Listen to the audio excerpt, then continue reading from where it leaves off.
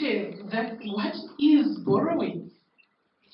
She really unpacked the idea that we are not borrowing from the future. No, we are borrowing now from the lender to us, spending it now, and asking the money to be paid in the future. For me, that was a wow moment. And we had Dr. Hasere explaining that this is an ethical issue. It is a social justice issue. So, where are we? What is really going on here?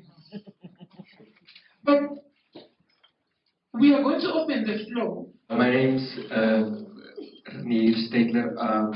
I'm from Windhoek, resident here. So I'm not sure who to address my question to, because I think that maybe either one of you could maybe answer it. But so the problem that I kind of see here is that I know that in the last 10 or so years, when the current administration came into power, for instance, I think schooling became free, public schooling. I think old age pensions were raised, and I think also like other types of social grants. And you know, I saw this as positive developments. But I think last year I spoke to economists, and they were kind of other view. And obviously, we're not paying for this stuff with mana. We're using money to pay for this type of stuff.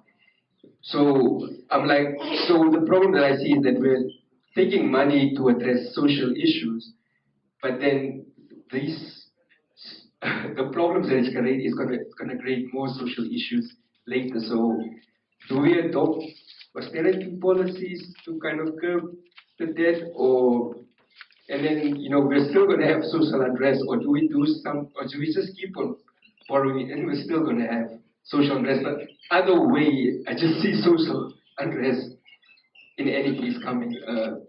I don't know, maybe somebody can shed some light on what we could do to lighten the load as much as possible. Thank you.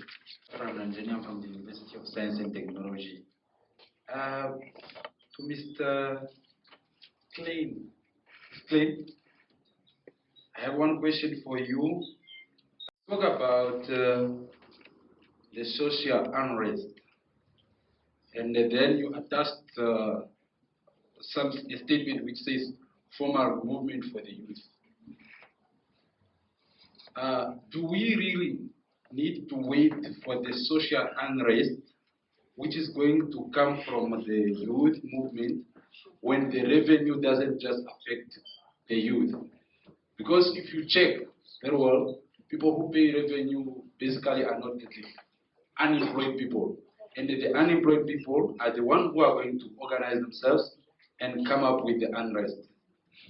Do we need to come up, do we just wait for the youth, or it needs to be something as a collective?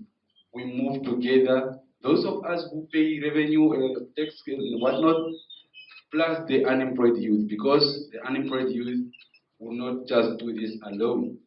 Secondly, I would also want to go to Mrs. Shipena. Mrs. Shipena, you didn't march. No. Professor who? Prof. Teresa.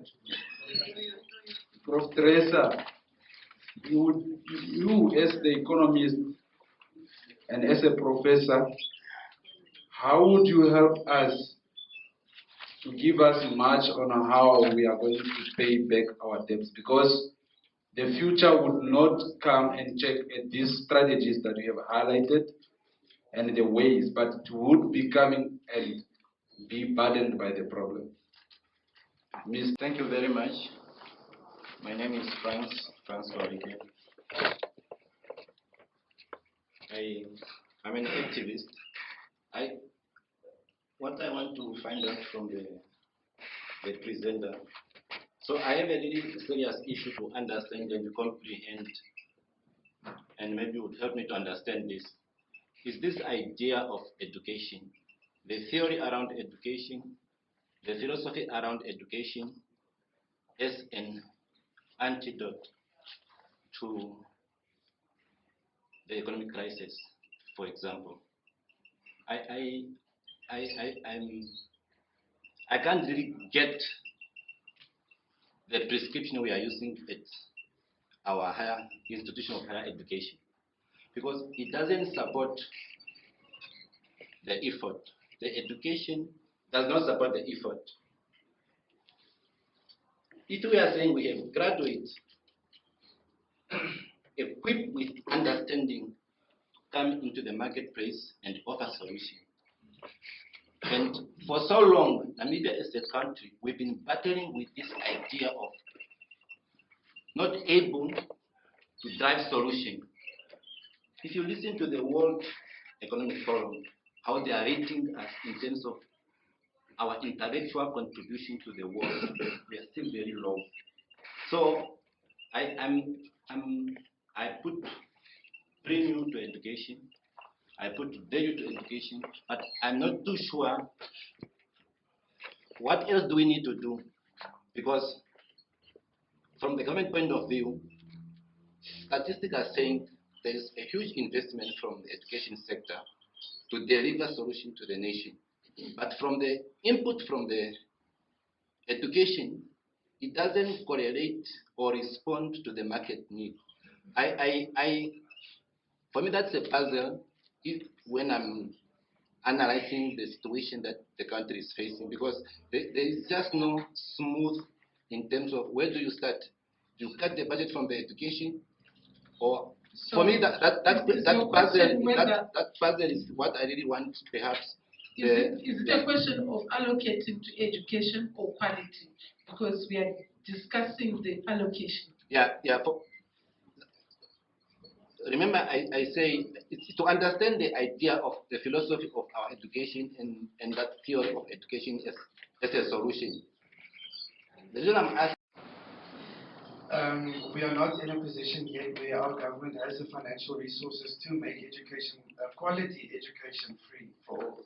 Because that's a problem. Our public education is free, but the quality is low. So that's why I would also not agree with that. I think public schools that still do perform quite very well is typically where you see parents still have some sort of fund that they contribute towards themselves. Schools where you don't see parents contributing money on a monthly basis to some or other school fund, you typically see those schools performing poorer. So I think we're definitely not there yet. You mentioned something that made me write down here: educated youth can't get jobs.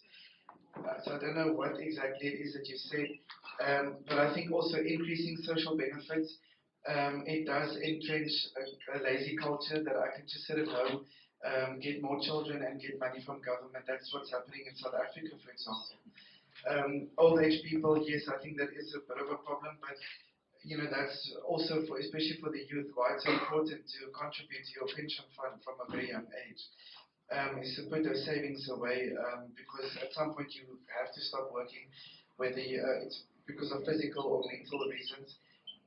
No one can be assured of working till they die. So that's why your retirement savings is definitely a very important thing, and it should not necessarily always be the responsibility of the state to take care of you in your old age. I'm not too sure if I'm answering your question. You also asked, together with the gentleman from NAST, about social unrest risks. Look, the thing is, as I said earlier, high levels of unemployment and high food prices is typically, those two combined, is typically what causes social unrest in other countries in the past. It's one of the contributing factors for the Arab Springs in 2011, for example, and even the French Revolution over 200 years ago. But we've seen similar levels of food inflation and unemployment in the past in Namibia, but then we did not see social unrest taking place. We are constantly faced with corruption scandals in the newspapers, yet we do not, our anti-corruption commission does not receive enough funding to do proper investigations. We do not see the legal system really pursuing these corruption scandals that we hear of, and then somehow further down this, after a couple of years, it just sort of gets swept under the rug and people forget about it. That's once again this passiveness amongst Namibians to not really, carry things through, to keep people accountable, and to keep people on their toes, keep them on their toes. So that's why I just don't see social unrest as a big risk.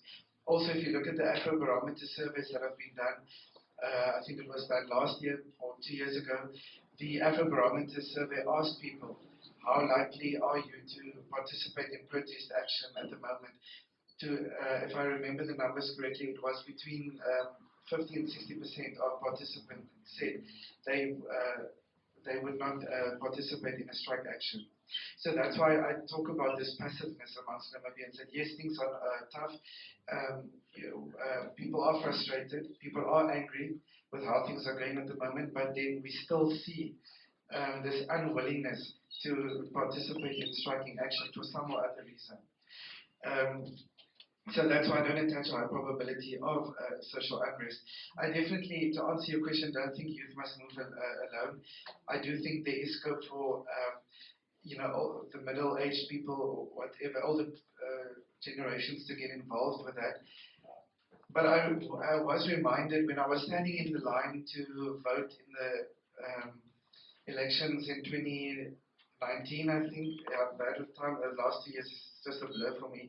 But if I remember correctly, I was standing in the queue, and the older gentleman told me, you know what? We fought the fight when the time was right. We already fought, so we are tired now. We just sort of want to live a happy life. So the youth that is sitting with the problems, you must now stand up and take the fight, because we are exhausted from the fighting we had to do for independence 30 years ago.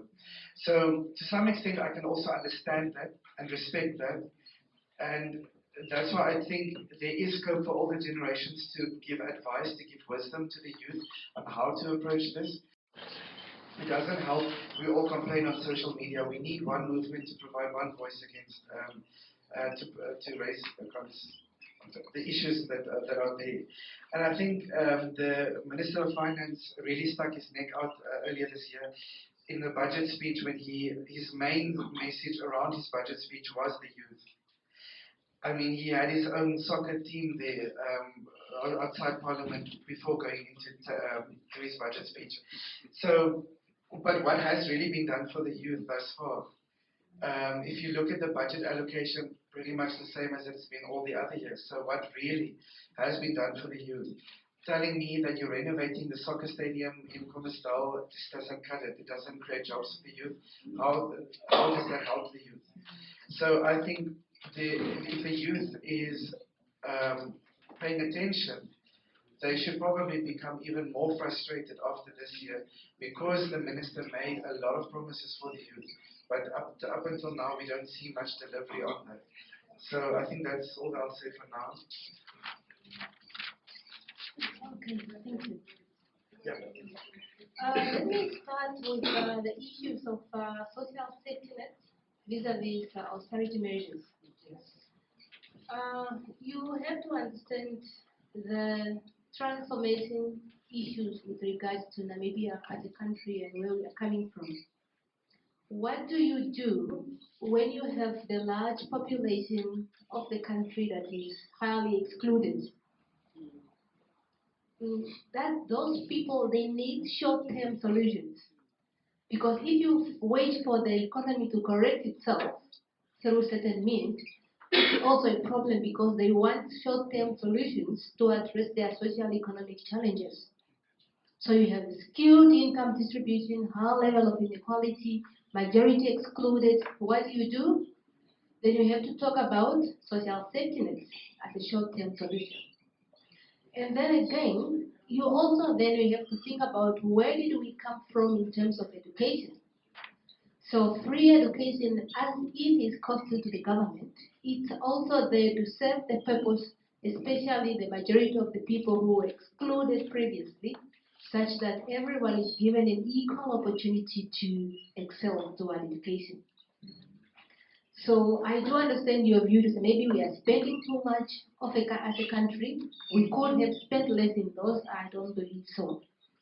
Okay, let me move on to the next one with regards to what can be done. It's simple. It's expected that the government will continue to borrow as everyone else does. But the problem here is that how can we put that into productive use? So we need public finance reform as a country to ensure that the public debt is put into public use, so such that it should be followed with productive activities to increase supply, to equate the demand that such a debt creates. So as we fail to do that, then it becomes a problem. So public finance reform, austerity measures, yes, important, and also innovative transformative ways in terms of how can we transform the economy to grow in a manner that outweighs the growth in debt. Theo has told us that in terms of revenue, our revenue is actually growing at a lower pace relative to the debt, which is a problem. So telling us that we need to do something. So public finance reform is important. And we also then address other socio-economic challenges that the country is currently facing. Thank you. We have one more reaction. That was probably in response to what he said. That the whole idea that education is the greatest equalizer. Can we just start thinking of it as just an expression rather than actually really affect quality of life? Because what do we mean by education being the greatest equalizer? It doesn't mean that because when people access education, then they are eventually we're going to solve the economic trouble. That's far from reality. But then also think about in an education sector like ours, where the government spends a lot of money in education.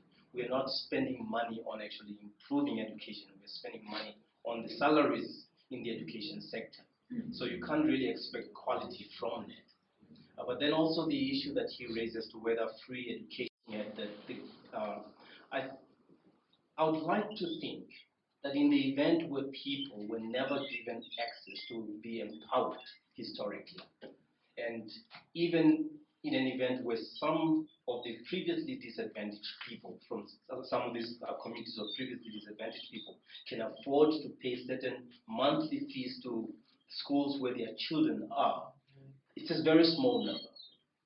The majority of people still cannot even afford to send their children to school every day with just a sandwich to eat on a daily basis. So let alone that they must contribute to school fees on a monthly basis in order to have better education. So in this case, I think given our historical background, what the government is trying to do in providing this free education, with quality issues and all of that taken into consideration, I think is still a better approach than actually a paid education system. Now, it's up to us as citizens to say, well, are we willing to pay for that bill? Eventually, some of us have to pay for it. But we are actually doing what certain citizens can't do for themselves. Regardless of how we may think of it in an economic terms, but at a human level, I think it's the just thing to do.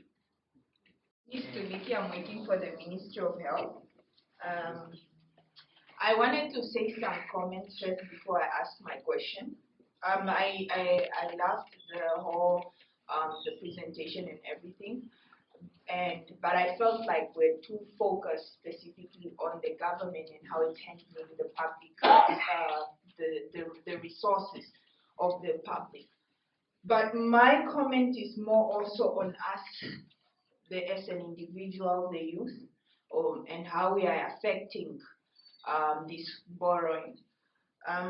We talk a lot about innovation. We talk a lot about the government is not investing these resources to create employment, to create wealth for the country.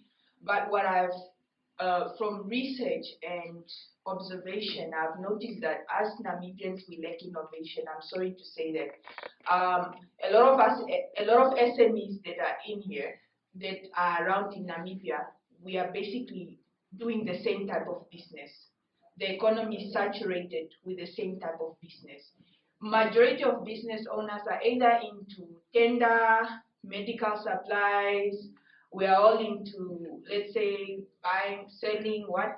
A copy machine, a printer company, and etc.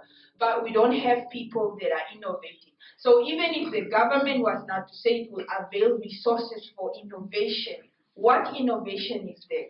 We don't have a Mark Zuckerberg, for example, who has an innovative idea to create a software like Facebook, for example.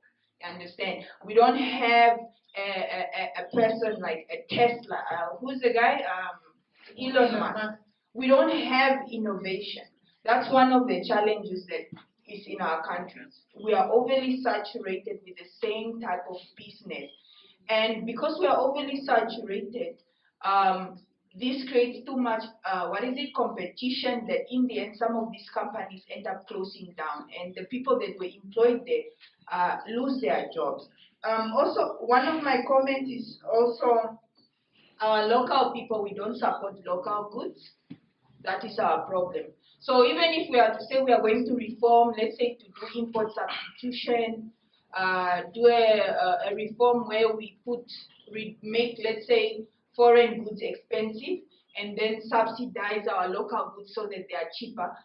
Us as local Namibians would rather consume that expensive good than that local good. I've seen it a lot. We had a brand, I think it was in Gruvmo. They were a retail company, proudly Namibian, a retail company. They closed down. People would rather go to buy their clothes in Pringle. They would rather go buy their clothes in what? Woolworths. They would rather go buy their clothes in what? Markham's, etc. But they'll pass by that local retail shop. And then it closed down. So those are also the challenges that we have at hand. It's not just the state that is failing us, but we also, the local consumers, are killing our economy already that we are trying to build, because we have this thing of, I don't like local goods, I prefer the Western goods. So my question is to get to it, my question is, how do we, how are we able to pay off this debt by means of boosting the economy of the country when our local consumers do not consume local goods? What is it that we need to do to encourage our local people to consume local goods? Because the reality is, I myself prefer to consume clover, which is hypocritical of me to say that, but I'm asking from you for you to, let's say, decolonize my mind, to say, why don't I buy Nam milk instead of buying clover, which is pricier? Even when it's pricier, I would prefer still clover over Namib Dairy's milk products. That's the first question. And let's keep our questions a little bit shorter. Okay, sorry. Okay, it's okay, it's fine. I think I'll just ask that one Later. Okay, thank you so much.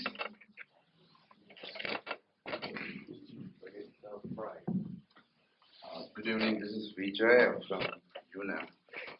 I think in this entire meeting, we are getting this tension like debt is bad. Debt is bad. Actually, debt is not a bad thing. First, we have to understand this thing. But how we spend the debt and what we borrowing it for, that's where we define whether debt is good or bad. So, whether Namibia has a good debt or bad debt, that's what we need to discuss, right? The second point is now, like, there are certain policies that they did. You have to understand now, Ministry of Education is like highly budgeted entity, ministry. The reason is there are more than 30,000 teachers in this country employed by Ministry of Education, right? So that is a huge portion of employment running in this country, and they are spending. It's kind of like your GDP and the economy is running, because these people are consuming, there is a demand, there is thing. So if Ministry of Education starts retrenching teachers, reducing number of teachers, that's going to have another different impact on the economy. So we have to look at that way.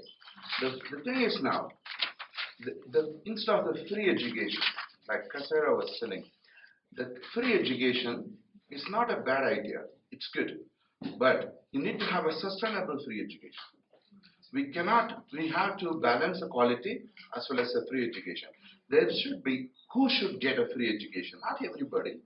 I don't expect my kid to go to a public school for free because I can afford certain fee, right? But there are certain parents, like for example, like the nanny of mine may not be able to afford her kids go to a school and affording a fee because she doesn't even earn a lot of money.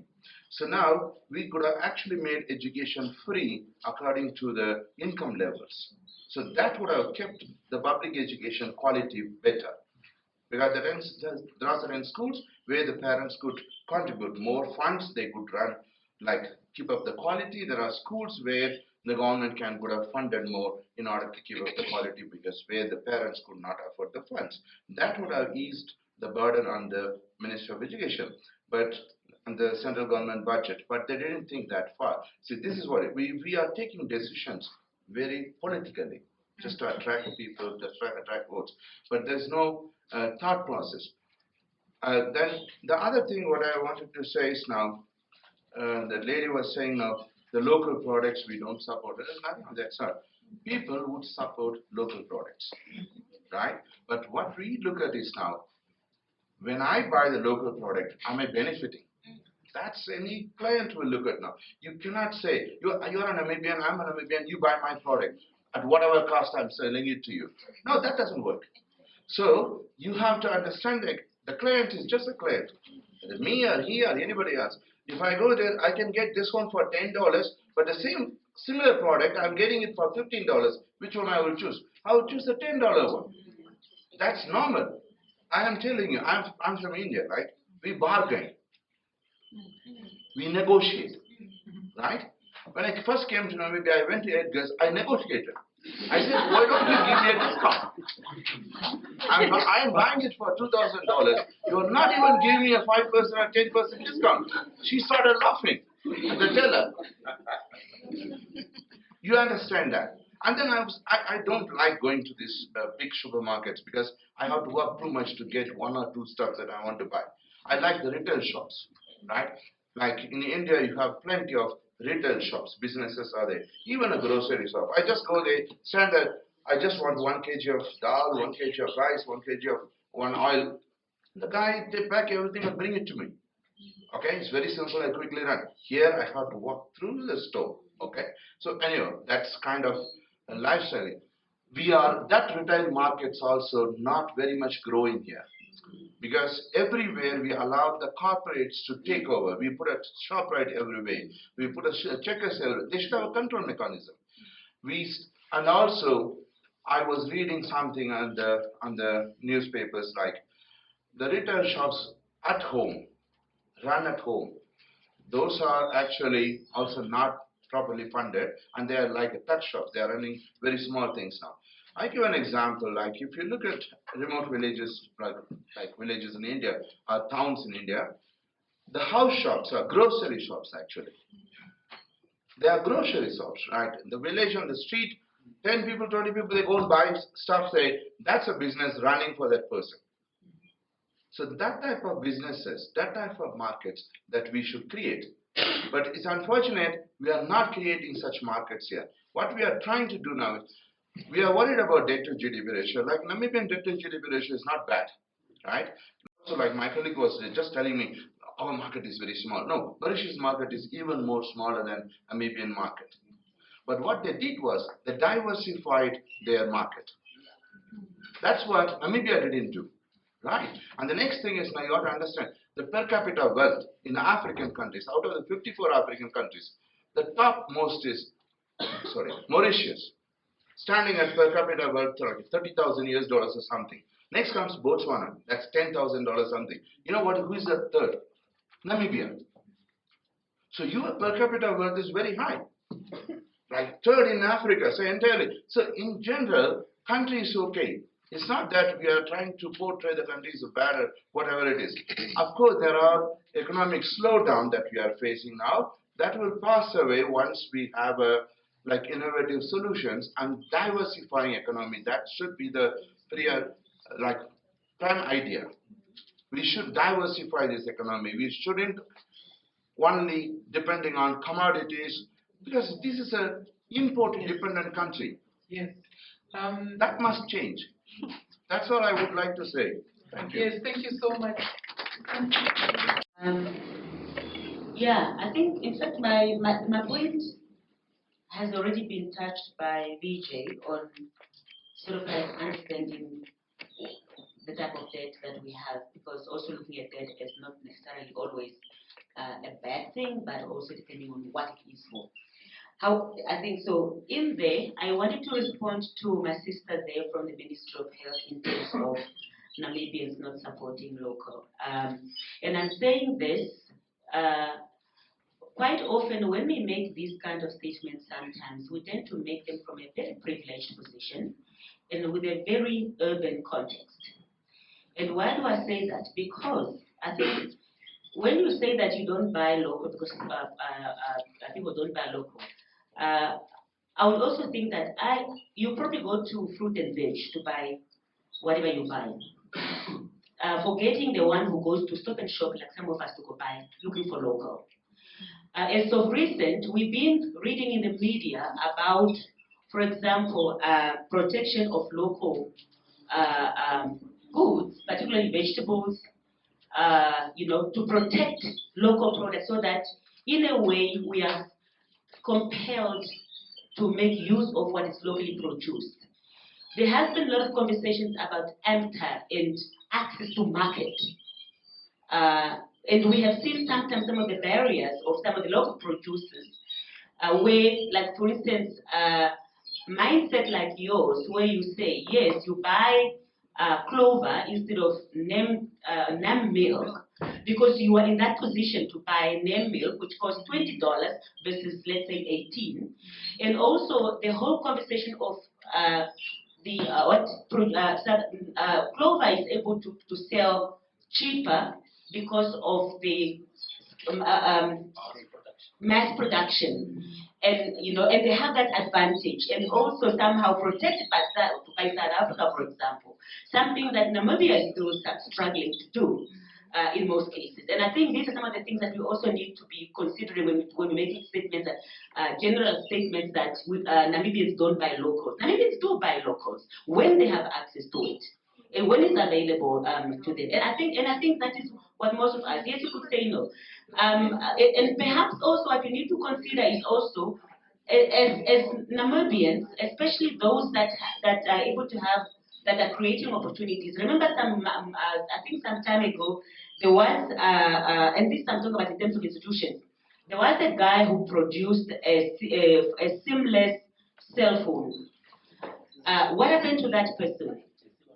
And because you will think, because you're saying that Namibians are not innovative, are they not innovative, or maybe there's not enough platform for them to showcase their the innovations?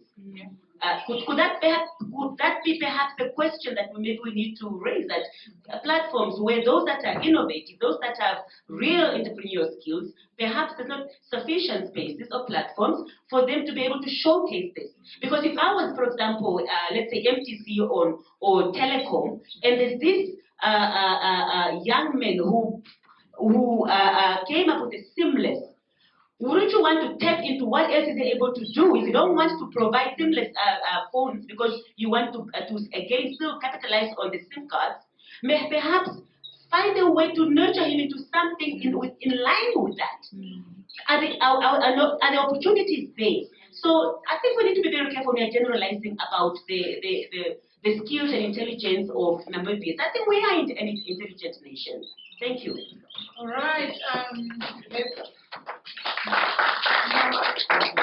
Because of our time, I will hand over the time to our experts and discussants to gathering together while we have our light next. So we'll take the questions from where the mic is, and then we come here.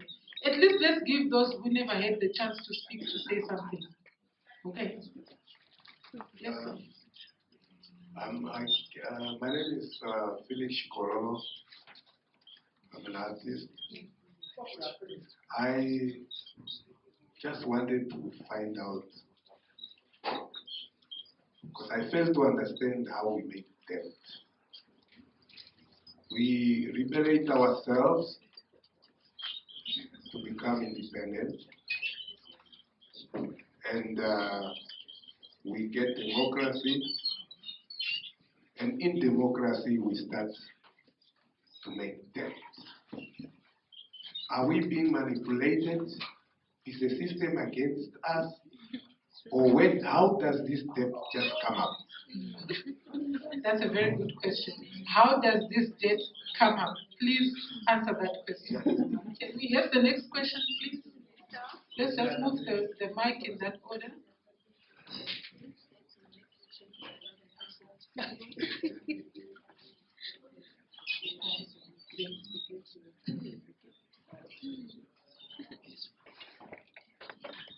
you. My name is Festus Anwani. I'm a researcher with the Namibian Institute of Public Management. So basically, I don't have a question, it's more of a suggestion, but it's more in line with Dr. Casera's view, right? So as Prof. Teresa pointed out that the government will continue borrowing as everybody else, right? And we are saying that that increment affects everybody in the future generations. So, Dr. Casera, I would like to ask, won't it be more fair if maybe the government holds public consultation where maybe, for example, they will be educating us on, they will be telling us this is basically what we are planning on borrowing, and this is what we are going to use it for. So maybe this kind of initiatives would make us be would give us that basic. Okay, I cannot find the word. Well, it would give us that platform where we'll be able to hold them accountable that you borrowed money for this, and till now it is not, those kind of things. That's a good question. Can we have the next question, please? We need to finish on time so that next time you guys will come back and we have another discussion on a different topic. So let's ask the next question. Yes, good evening. My name is Minzozi Mutabadezi and I am from the University of Namibia. My question is directed to Mr. Theo. In your presentation on foreign debt, you mentioned that your estimate on unemployment is at 46%.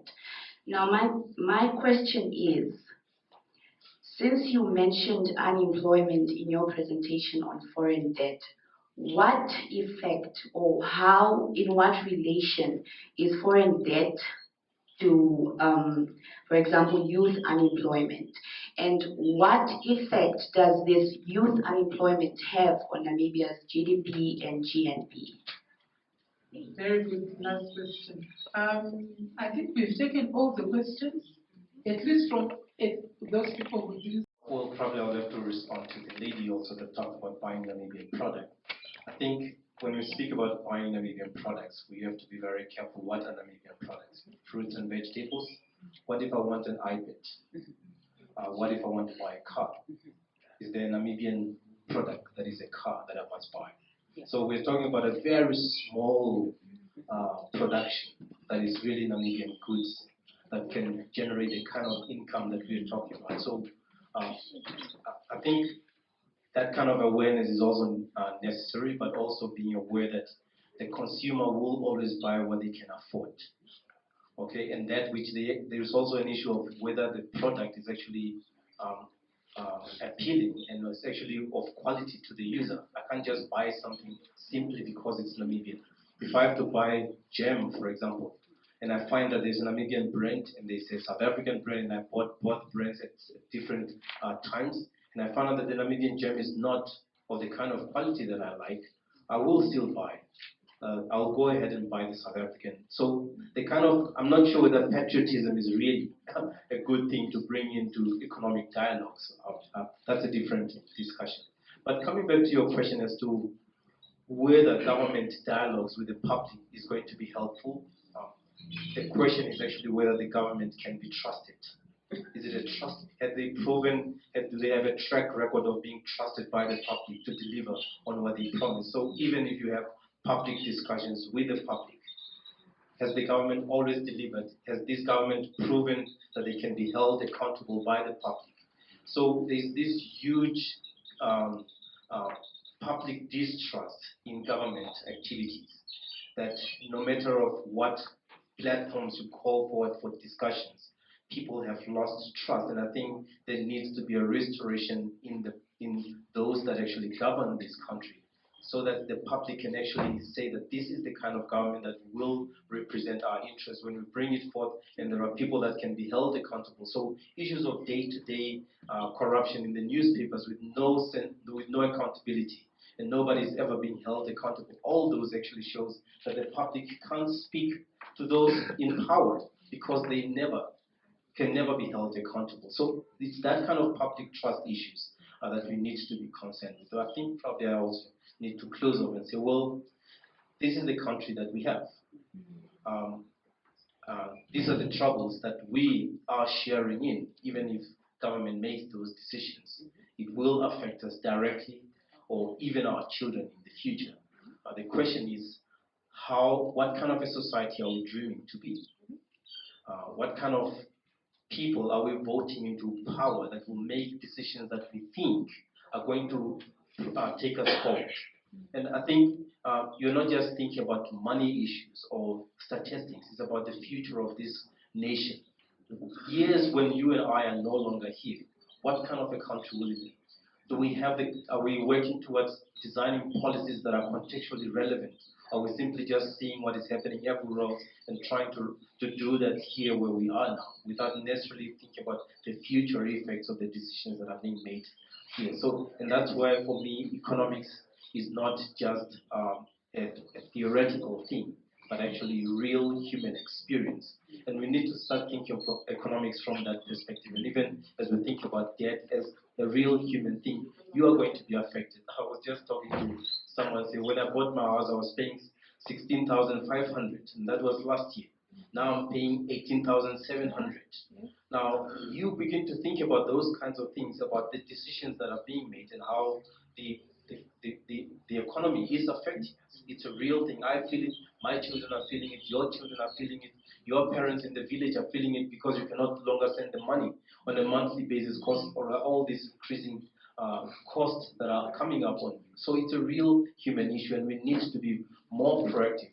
And so civil society in general, which I see a number of you here, you keep pushing that button. IPPR is here. I know you can keep pushing that button because we need to have those dialogues. Say, well, humanize the economy, humanize government, humanize the way we borrow, because it's real humans that get affected. Okay, very quickly, let me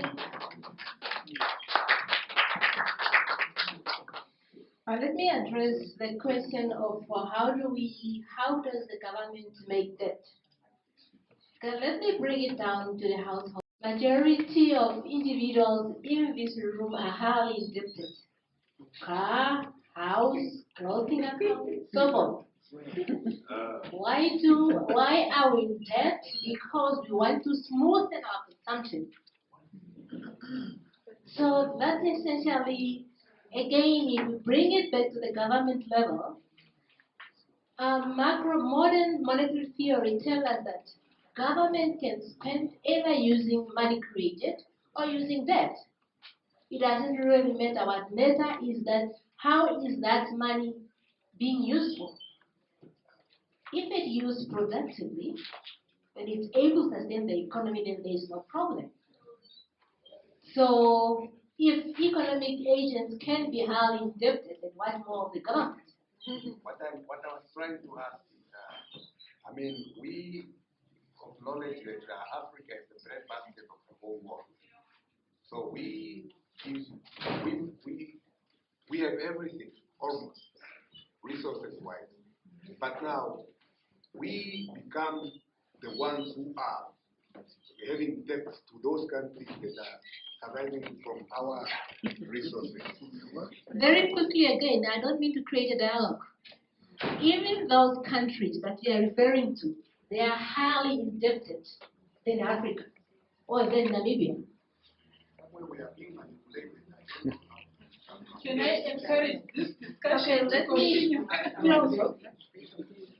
So, okay, so anyway, by closing off, yes, as economic agents, we should be concerned about the level of debt because it causes negative implications to macroeconomic fundamentals.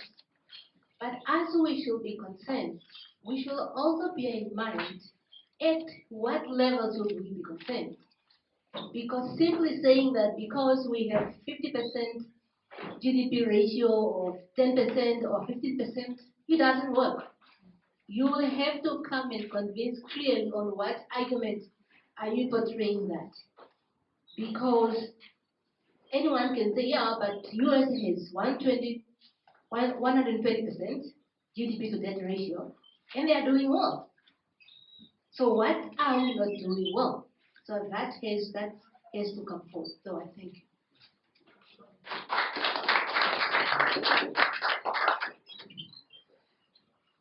Yeah, I think there's quite a lot that I'd like to say, but I see NBC is here. They are gone. The whose cameras They are gone. They are gone. That camera?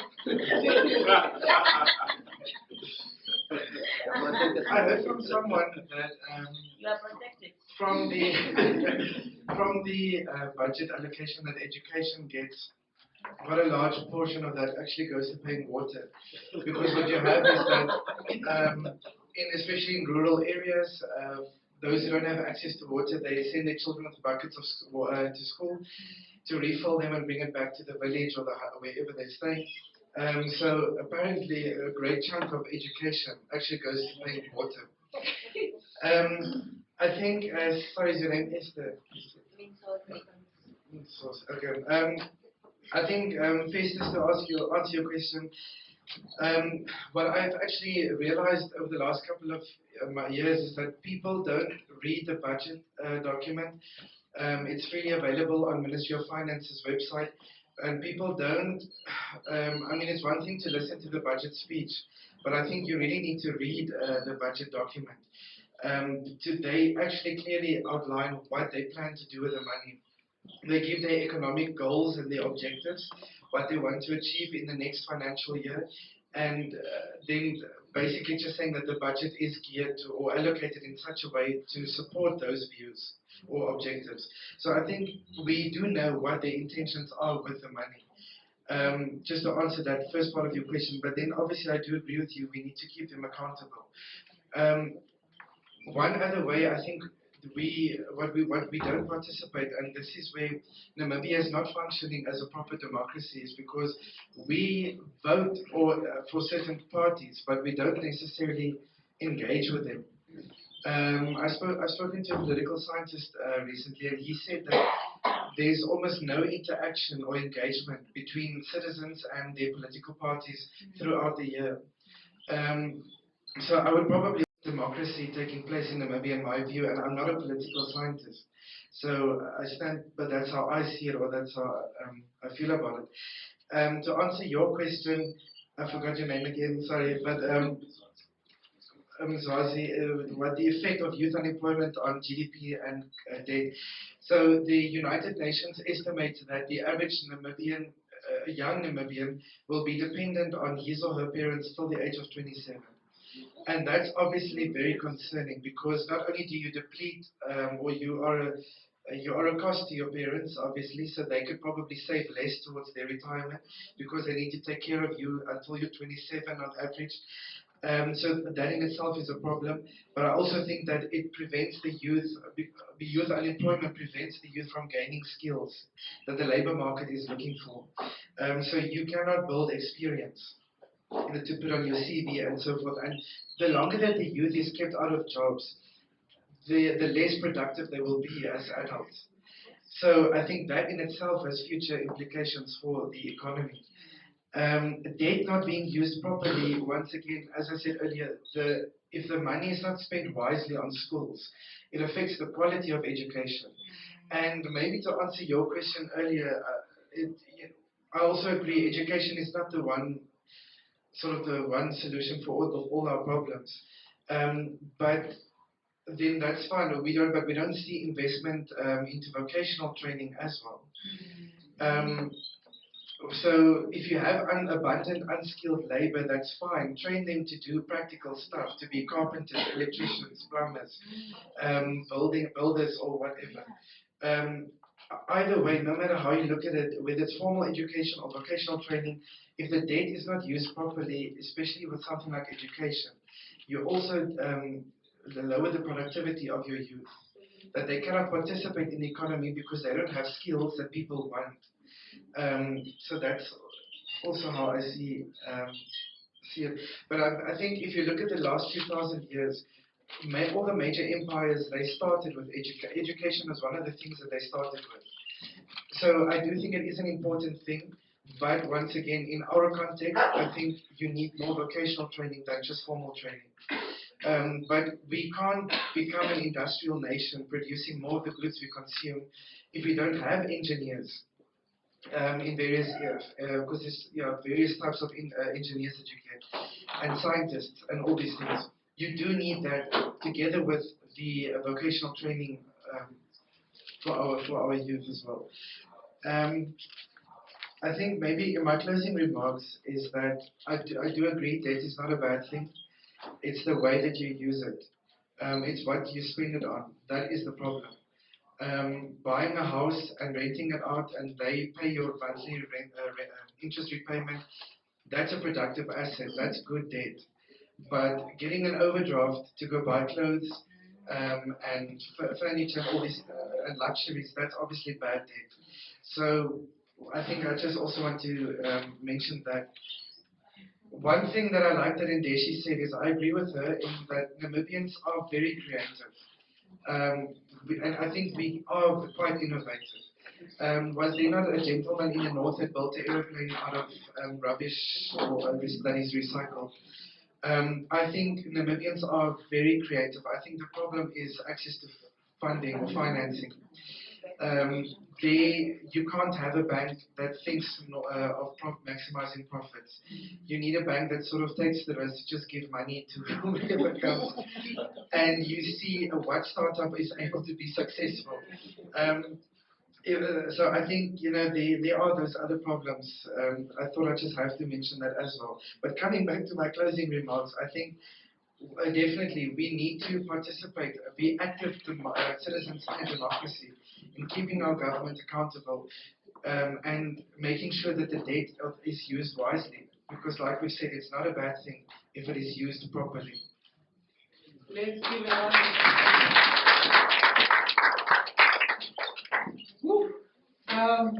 We were discussing foreign borrowing debt.